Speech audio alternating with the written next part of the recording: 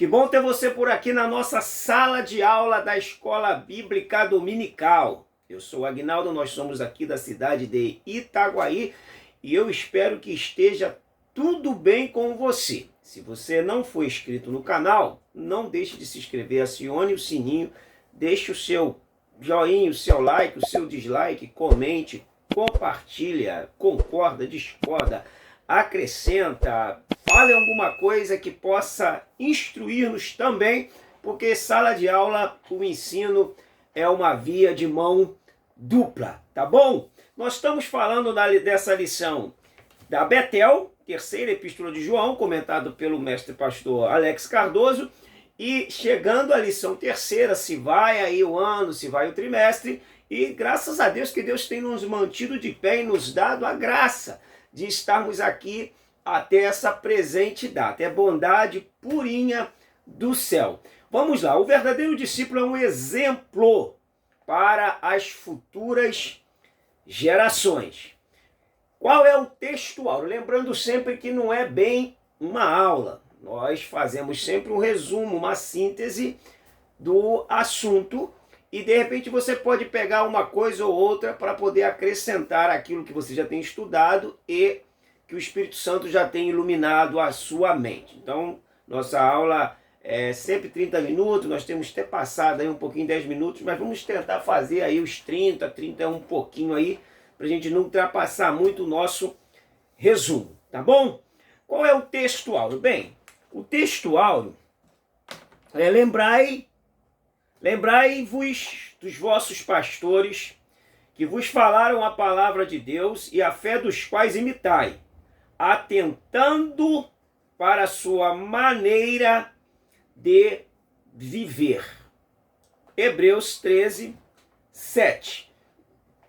Já tem aqui uma responsabilidade muito grande sobre a liderança. Liderança, eu sempre falo, em todos os aspectos.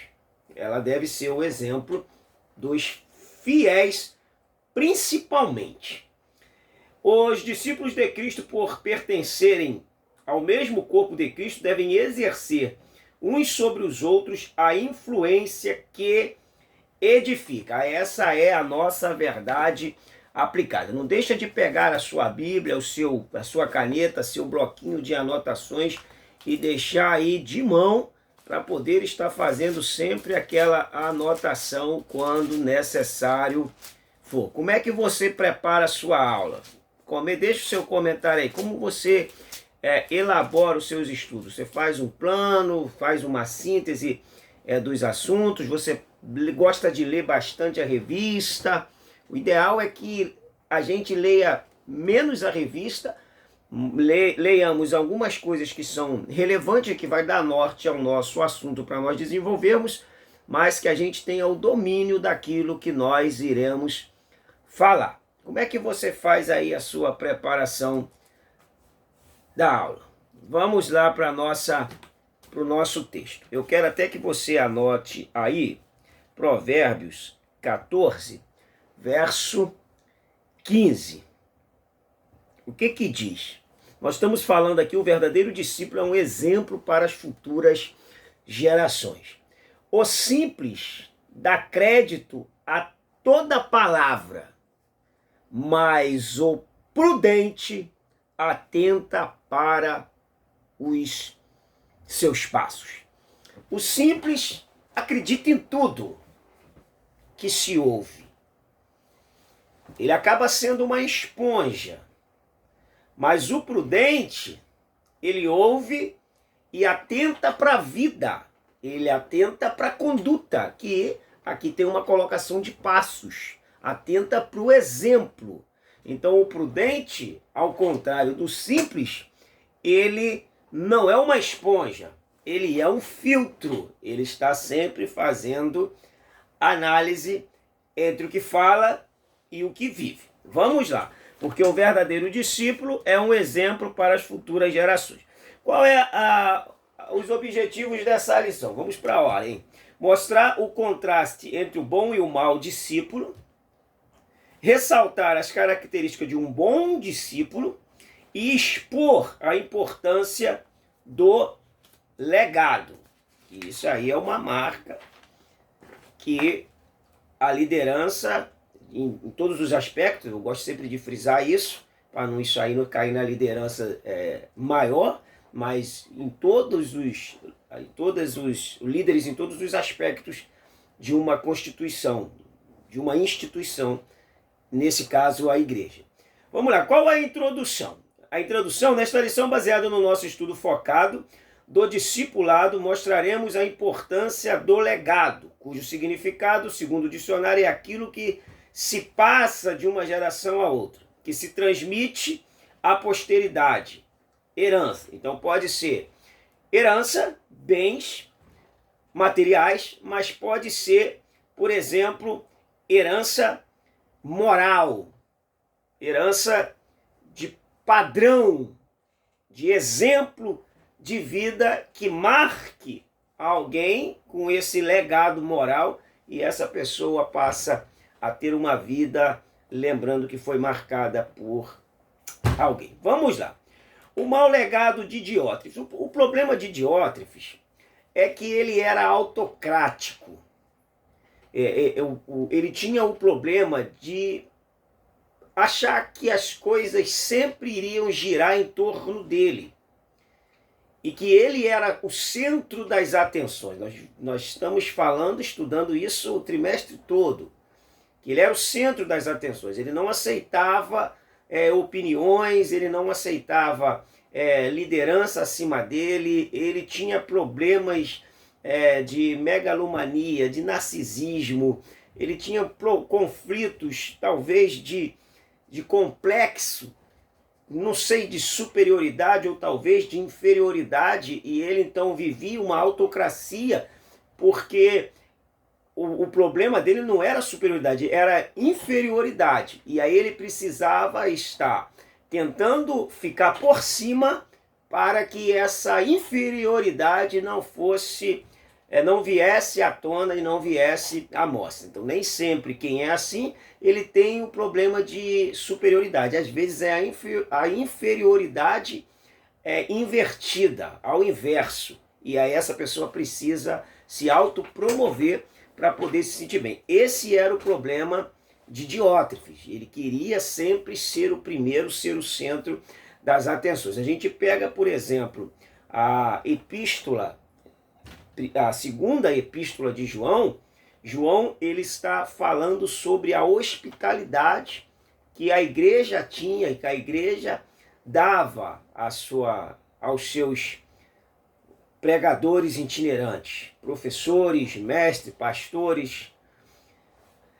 A terceira, ela já fala sobre Diótrefes, que já tinha problema de dar, de ceder, de hospedar. Então, a segunda epístola de João, a preocupação de João é que a igreja hospede, mas saiba quem está hospedando. Saiba a quem dá uma fala. Traz a mesma doutrina, traz o mesmo ensino, tem o aval apostólico, da escola apostólica, da doutrina dos apóstolos. Hospede. Já a terceira epístola, Diótrefes não queria hospedar era ninguém, nem que trouxesse a mesma doutrina e nem quem trouxesse doutrina diferente. Ele não queria hospedar, talvez se sentindo ameaçado por alguém. Então ele tinha um problema de mau testemunho, mau exemplo, uma pessoa insubmissa, que achava que tinha que ser o centro das atenções. Vamos lá. Uma liderança reprovável, tópico 1, subtópico 1. Uma liderança reprovável. Vou pegar uma outra caneta aqui. Vamos lá. O problema do fraco é que ele gosta sempre de humilhar os outros para se sentir forte. Na verdade, a arma do fraco é utilizada dessa forma. O fraco, ele acaba usando da violência, seja ela física ou seja ela verbal, para demonstrar força. Já como a arma do fraco é dessa forma, a arma do forte é se manter muitas das vezes calado, silenciado, para poder não causar muitos problemas e muitos conflitos. Então nós temos aqui o Diótrefes, que gostava de humilhar, que gostava de pisar, que gostava de menosprezar, que gostava com certeza de expor os seus liderados e para poder se sentir superior aos demais. Então, o fraco é fraco por ocultar pecados em vez de confessá-los. Então, outro problema do fraco é usar de engano. Outro problema do fraco é não assumir as suas culpas, mas sempre carregar uma bolsa com desculpas para estar sempre utilizando, mesmo que essa utilização das desculpas seja diante de Deus. E aí, muitas das vezes, aquela frase que tem muita força é a frase do fraco. Qual é a frase? Não, Deus sabe de todas as coisas. É claro que Deus sabe de todas as coisas. Deveríamos até temê-lo mais e mais, porque Ele sabe de todas as coisas e nós temos consciência plena disso. Então Deus, Ele não quer as nossas desculpas, Ele quer as nossas culpas. Por isso que Provérbio 28, 13, disse Salomão, o que encobre as suas transgressões nunca prosperará, mas o que confessa e deixa alcança a misericórdia. O que encobre é o fraco, o que confessa e deixa, esse aí é o forte. Glória a Deus. Vamos lá, um mau discípulo é hipócrita. O mau discípulo é hipócrita. O que é hipócrita? Bom, no teatro grego, hipócrita é aquela pessoa que se fantasiava, vivia um personagem que na verdade não era aquilo ali. Então aquela pessoa fantasiada vivendo um personagem que não era o real, que era falso, é como é que se diz? É a manifestação da hipocrisia. Então isso era um momento teatral ali dos gregos. Diótrefes era hipócrita, um mau dissimulador, um dissimulador e mentiroso, porque se escondia atrás das funções, fazendo-se de forte, sendo fraco. A hipocrisia é uma característica do religioso e foi exposta e repudiada por Jesus publicamente. Era bem uma prática farisaica. Só que a gente, às vezes, falando de hipocrisia, as pessoas não estão muito, até dentro do evangelho, preparados para ouvir a verdade. E muitas das vezes, quando a pessoa fala a verdade, as pessoas se assustam, porque elas estão acostumadas a ouvirem uma desculpa, a ouvir uma história sem pé e sem cabeça, que não vai chegar a lugar nenhum, e acaba que sendo danoso para determinada pessoas por falta de maturidade ouvir a verdade. E aí acaba muitas das vezes a igreja tendo muitas pessoas que acabam vivendo um falso evangelho. Quando, por exemplo, a gente pega Diótrefes aqui, com certeza, se ele se manteve por muito tempo liderando, muita poucas coisas se sabe sobre Diótrefes, mas o evangelho que Diótrefes pregava não era o evangelho raiz, genuíno. Era um falso evangelho. Por isso o tema o verdadeiro discípulo é um exemplo para as futuras gerações.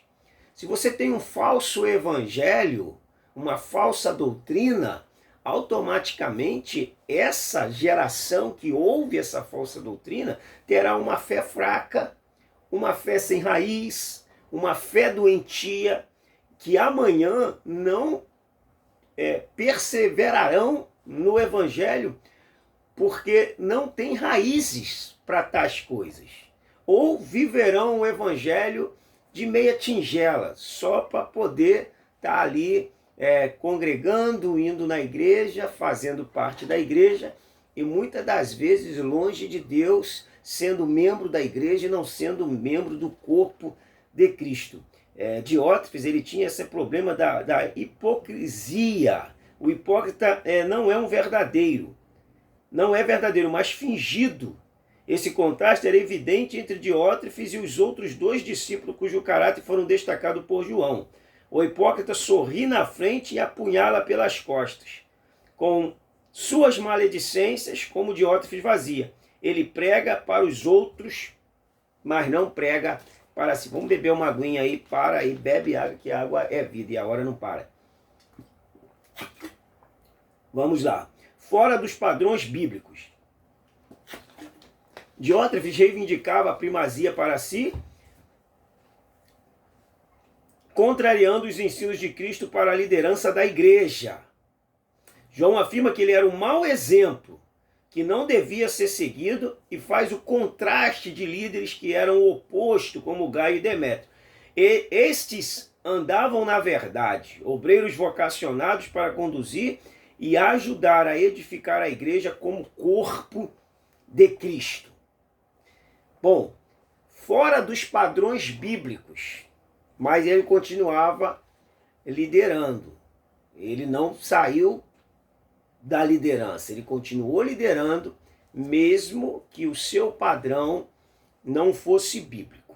Mas tinha um povo ali que talvez se identificava com Diótrefes e permanecia ali naquela liderança, talvez por se sentir também com um sentimento narcisista como Diótrefes. Então Diótrefes, ele tinha esse problema e não seguia um padrão bíblico como Jesus ensinou. Mas graças a Deus que tinha ali Diótrefes, mas tinha Demétrio e tinha Gaio, a quem a própria verdade dava testemunho desses homens. Então sempre nós vamos ter os bons e os verdadeiros discípulos e os maus e falsos discípulos. Os bons e verdadeiros líderes, os maus e falsos líderes. Sempre haverá o bom. Ainda bem que aqui nós temos 2 bons por um ruim.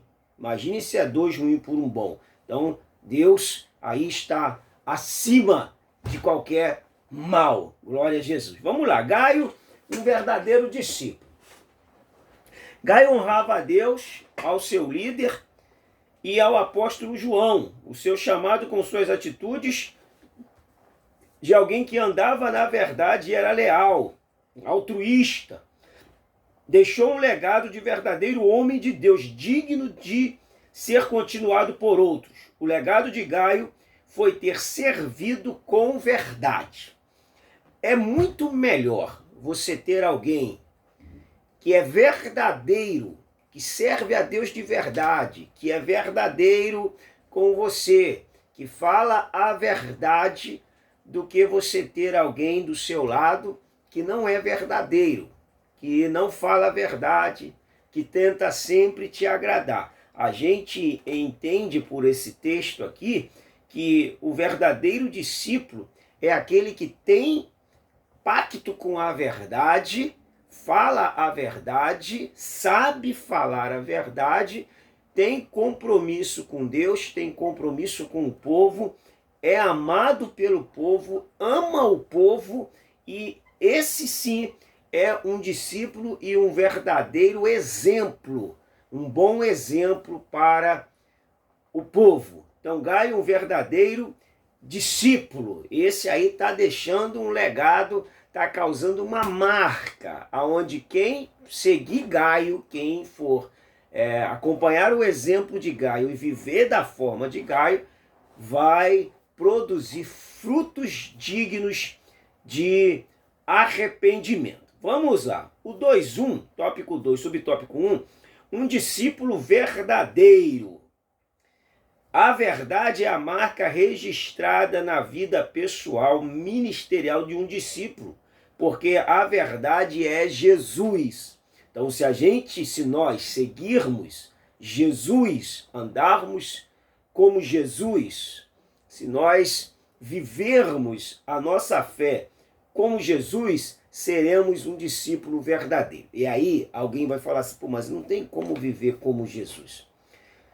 Em alguns aspectos não, porque Jesus ele era homem e Deus, mas ele nos dá um padrão, uma norma, uma conduta para que nós possamos imitá-los, para que nós possamos viver uma vida que as pessoas possam olhar para nós e nos ver como imitadores de Cristo, como pessoas que realmente têm caráter, têm palavra, fala a verdade, tem compromisso com as coisas de Deus, tem compromisso com os homens, porque ter compromisso com Deus sem ter compromisso com os homens, isso também não é evangelho da verdade. Isso é o falso evangelho. Então, um discípulo verdadeiro, a verdade traz consigo os elementos fundamentais na caminhada cristã. Ele vai amar, ele vai saber perdoar, ele vai ter comunhão, e o cristão verdadeiro é aquele que abandonou as trevas para andar na luz, aprovando o que é agradável ao Senhor. Que Deus nos ajude, que o Espírito Santo nos dê condições de vivermos esse evangelho verdadeiro e que possamos ensinar também a nossas classes esse evangelho raiz, esse evangelho que causa marca, que causa impacto, que transforma, que muda vidas.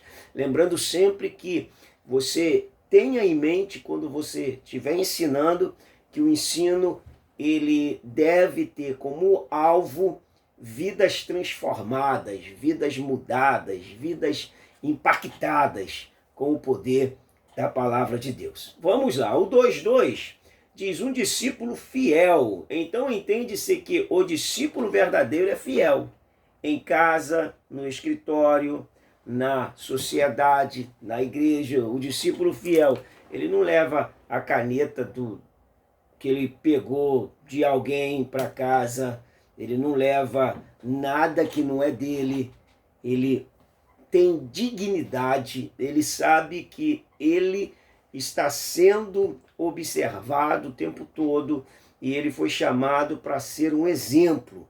Então, um discípulo fiel é um exemplo de vida, de conduta. Ele sabe que mesmo que ele devolva algo que ele achou, que ele encontrou, ele está fazendo um bem maior para si, porque a sua comunhão vai se manter em dia, o seu relacionamento com Deus também, a sua paz interior vai estar em dia e isso vai demonstrar também um amor ao próximo e ao semelhante. Então é importante que a gente entenda que um discípulo fiel vai atingir todas as áreas da sua vida. Vai atingir uma vida honesta, vai comprar e pagar, vai ter crédito na praça, vai velar pelo que diz, vai se comprometer com aquilo que ele se envolver. Então, fidelidade talvez é um pouco, algo que está um pouco escasso, mas é um momento até de abrir um parêntese para ensinar a importância do crente viver uma vida que o dignifique e que o identifique como servo de Jesus Cristo. O 2:3 diz, um discípulo altruísta, altruísta, que tem amor aí por si, que tem amor pelos irmãos, que compartilha, que ajuda. Então, a hospitalidade de Gaio exibia seu coração acolhedor para os missionários que precisavam de abrigo enquanto se locomoviam para cumprir seu chamado. A igreja primitiva vivenciava oposição, desconfiança, limitação e, ao mesmo tempo, um grande crescimento. Então, cresceu a igreja, vai crescer os problemas juntos. Por isso, ter pessoas habilitadas, pessoas capacitadas para poder estar auxiliando na gerência desse crescimento é fundamental. Mas aí tem que ser pessoas que não sejam como Demétrio, Demétrio era um homem de Deus, que não seja como Diótrefes, narcisista, egocentrista, megalomaníaco. Tem que ser pessoas que você sabe que vai somar, que é de grupo, que agrega, que sabe trabalhar em equipe. Isso é fundamental e importante na hora de escolher porque o crescimento está acontecendo. Então, evite os bajuladores, evite aqueles que dão tapa nas costas, evite aquele que está sempre ali querendo fazer alguma coisa para ser honrado. Então, se você vê alguém assim, muito cuidado, porque muitas das vezes pode destruir um grupo ao invés de agregar a esse grupo, tá bom? Então ele deve ser um altruísta, que vai deixar um legado aí para quem nunca conheceu, assim mostrar o seu amor a Deus e ao próximo. A vida vai embora, mas o legado é imortal. Vamos aqui para o nosso tópico 3. Demétrio, um verdadeiro discípulo. Pausa para beber uma aguinha.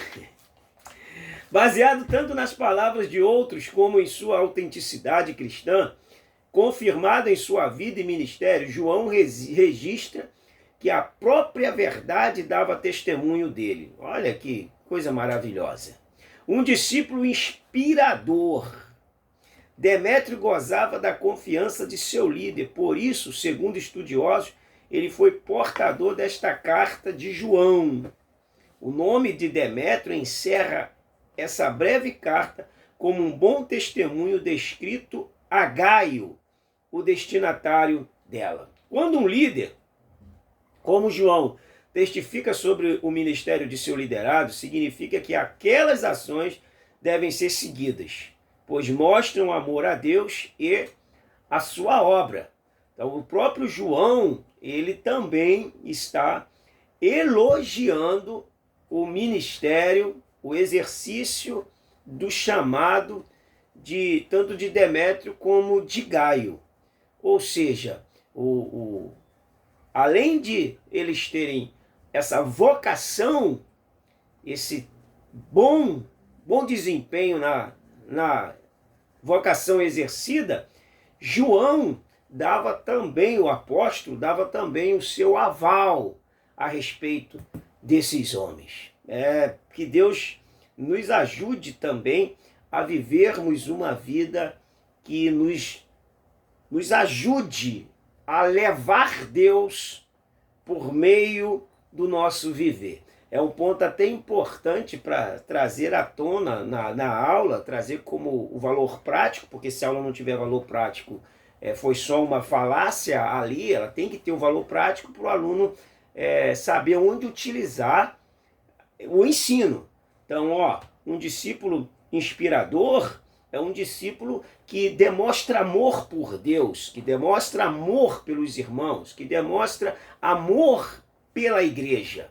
Automaticamente, que demonstra amor ao seu próximo, a Deus, a palavra.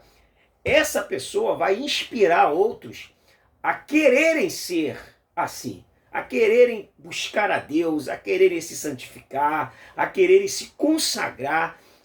Um discípulo inspirador é indispensável na igreja, porque as pessoas olham para ele, olham para ela e falam assim: poxa, eu queria ser assim, eu quero ser assim.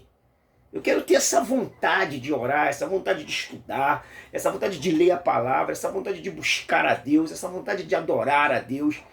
baseado muitas das vezes num irmão, numa irmã, que muitas das vezes não tem nenhum ofício, mas quando pega a oportunidade lá para louvar ao Senhor, para dar uma saudação, para trazer uma palavra, inspiram outras pessoas, porque emana dessa pessoa fonte de água viva que jorra e acaba muitas das vezes influenciando outras pessoas a terem fome e sede de Deus. Não é legal isso? O que você acha? Deixe seu comentário aí. Um discípulo comprometido, o 3:2. Demétrio era comprometido com a obra que estava em suas mãos. Conjectura-se que Demétrio se opôs às obras mais de Diótrefes, mas se mantendo em julgo desigual com um infiel, o que o fez reconhecido por fazer o bem. Bem, um discípulo comprometido. Existe o comprometido e existe o envolvido. Já ouviu falar aquela história? Meu Deus do céu. Já ouviu falar aquela história do porco com a galinha? Vamos nos unir, juntar e vamos investir em missões, vamos investir na obra de Deus? Aí a galinha falou assim, eu dou o ovo, e o porco, eu dou o bacon. Só que para o porco dar o bacon, ele teria que morrer. A galinha era só pôr o ovo. Ou seja, o porco se comprometeu a sua vida. A galinha se envolveu. Então tem muito discípulo que não é comprometido, ele é envolvido. Qual a diferença? O comprometido, ele sangra pelo chamado. O envolvido, ele tem limites até onde ele vai, até onde é confortável, até onde não implica em abrir mão e em renunciar. Esse é o envolvido.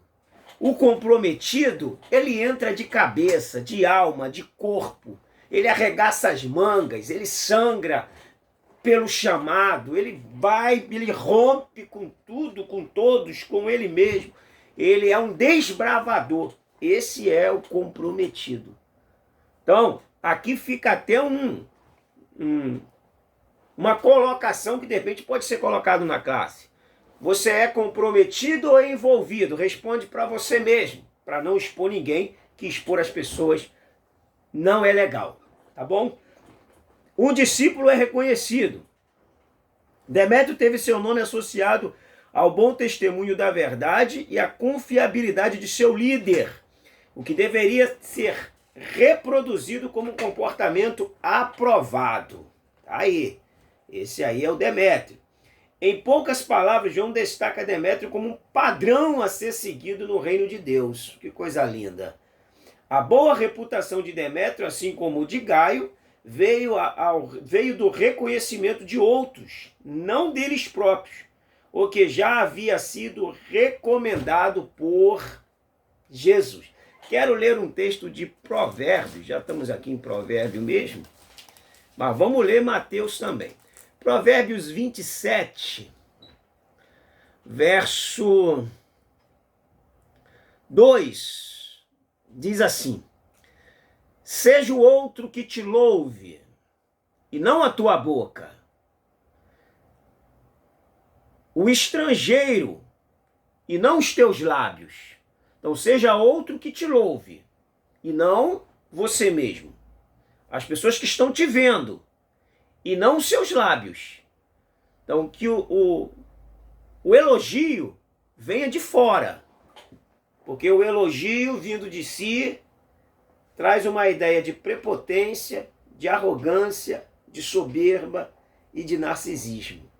Então a humildade sempre deve ser o padrão para o discípulo verdadeiro do Senhor. O 6,5 diz assim: e quando orardes, não sereis como os hipócritas, porque gostam de orar em pé nas sinagogas e nos cantos das praças, para serem vistos dos homens. Em verdade vos digo que eles já receberam a recompensa. Ou seja, fariseu gostava de fazer para aparecer. Jesus está falando assim, vocês não vão fazer assim, vocês vão fazer diferente. Amém? Bom, concluindo, Gaio e Demétrio foram discípulos reconhecidos pelo trabalho em prol do reino de Deus, em contraposição do mau testemunho de Diótrefes. Deixar um legado é cumprir bem a missão de Deus em amor, verdade e fidelidade a Jesus. Que legado você vai deixar quando nós morrermos? Que Deus nos ajude a deixarmos bons legados e as pessoas sintam a nossa falta quando não mais estivermos por aqui. Deus abençoe a sua vida, o seu ministério. A minha oração é que o Espírito Santo ilumine a nossa mente para que a gente possa viver, estudar, meditar, conhecer mais a Deus, amar o nosso próximo, amar os nossos irmãos e poder ensinar com propriedade a palavra de Deus. Que o nosso coração ferva por Deus. Deus abençoe a sua vida. Até a nossa próxima aula.